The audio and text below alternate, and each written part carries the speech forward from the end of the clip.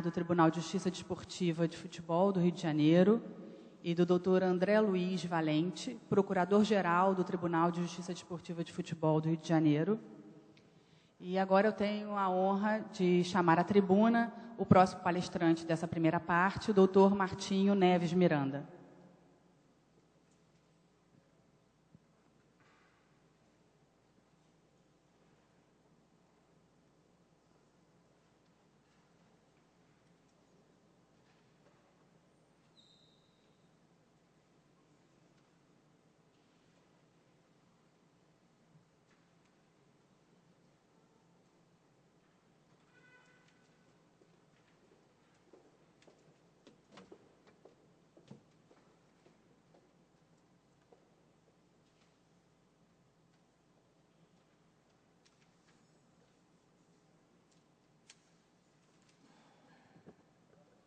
Só um pouquinho alto, mas eu acho que a voz pega, né? Excelentíssimo senhor vereador, Roberto Monteiro, senhora presidente da mesa, doutora Ana Luísa de Melo Pinheiro. Eu, vereador, já lhe agradeci na minha primeira intervenção, mas eu gostaria de lhe agradecer novamente pelo presente que o senhor está me dando, já que eu estou fazendo aniversário no dia de hoje.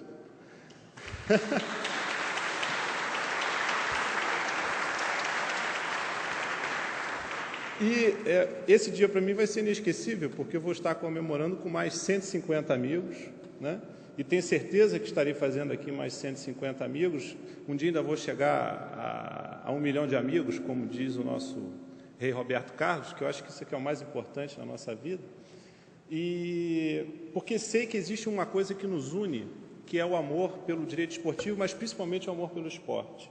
E falar sobre algo que tanto me apaixona, mais do que um amor, talvez seja até uma cachaça, que é o direito esportivo, no dia do meu aniversário, na Casa do Povo, que é a Câmara dos Vereadores do município do Rio de Janeiro. Eu que amo tanto esta cidade, que é essa cidade que vai tanto progredir com os Jogos Olímpicos, com os Jogos Militares, com a Copa do Mundo. Eu sou advogado desta cidade. Quer dizer, a minha vocação de amar essa cidade é tão grande que fiz até a minha carreira profissional trabalhando para ela. E falando, no dia do meu aniversário, na Câmara dos Vereadores da cidade do Rio de Janeiro, eu não tenho como não lhe agradecer por esse presente. O nosso querido amigo Bruno Rezende, o nosso tema versa sobre aspectos legais no esporte. O nosso querido Bruno Rezende falou da vertente relacionada à justiça desportiva, sobre a prática desportiva formal. Mas o tema que me propus enfrentar no dia de hoje versa sobre aspectos legais na realização de eventos desportivos, em que vou analisar algumas questões jurídicas do espetáculo desportivo, que é um dos principais elementos a serem considerados na sociedade do lazer, que é a sociedade do século XXI. E o esporte sempre esteve atrelado ao lazer do indivíduo, conforme podemos constatar pelo próprio surgimento histórico da locução desporto. Dizem alguns que essa expressão surgiu pela primeira vez num romance normando do século XII, tendo sido empregada a expressão desport como sinônimo de divertimento, passatempo do homem.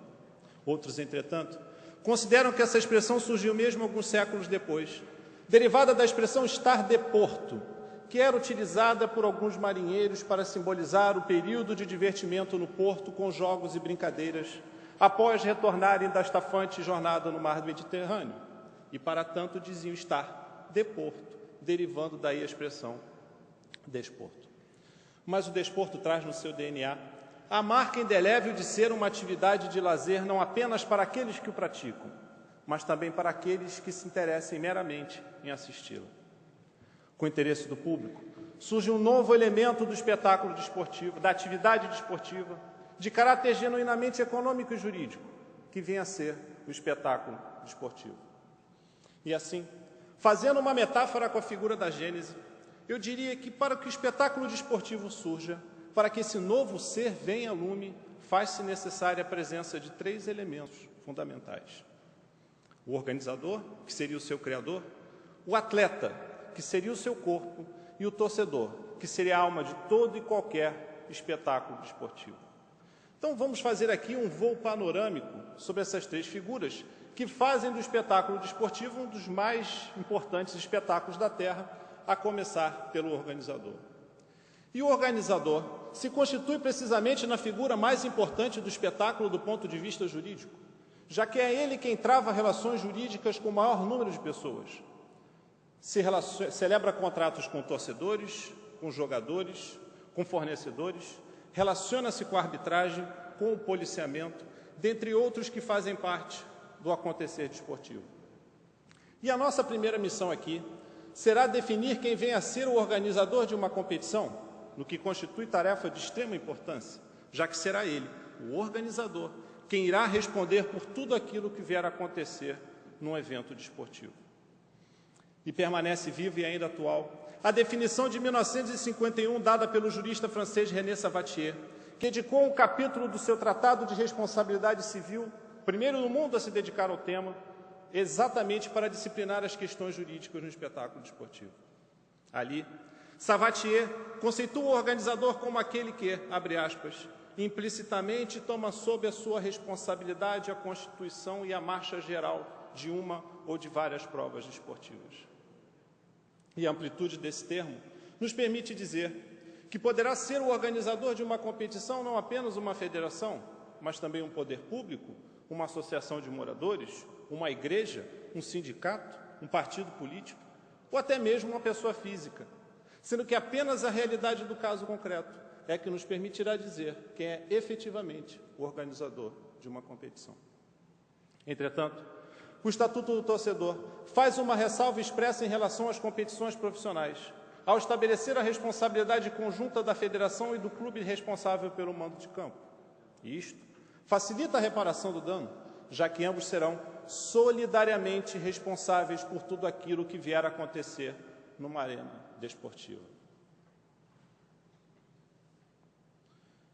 Com relação às competições internacionais a serem realizadas no Brasil, e nós estamos numa época da nossa história absolutamente propício para falar sobre isso, os poderes públicos e as federações nacionais são convidados a celebrar contratos com as federações internacionais que são as detentoras de direitos desses eventos. Creio que ainda permanece na memória de todos a célebre cena em que Carlos Arthur Nussmann, Jacques Roche e Eduardo Paes levantam uma caneta vermelha e assinam um documento logo após o Rio de Janeiro ter sido escolhido a sede dos Jogos Olímpicos de 2016. São formalizados, portanto, em todos esses eventos desportivos internacionais, os contratos desportivos internacionais.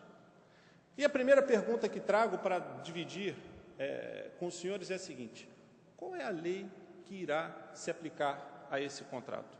A lei nacional ou a lei estrangeira? E a lei de introdução ao Código Civil nos dá essa resposta, ao permitir expressamente a aplicação da lei do país em que se constituir a obrigação quando o contrato vier a ser executado no Brasil. Portanto, ocorre que aí é que mora o perigo, já que um contrato pode aparentemente ser equilibrado para as partes, mas esconder pesadas obrigações para o contratante brasileiro, já que não raro consta, no final desses contratos, uma cláusula quase despercebida elegendo a lei estrangeira como a responsável para regular o ajuste, principalmente nos casos omissos. Isso se aplica, portanto, é absolutamente fundamental termos conhecimento da lei estrangeira que irá regular esse contrato, sendo que isso se aplica não apenas para a organização de eventos internacionais,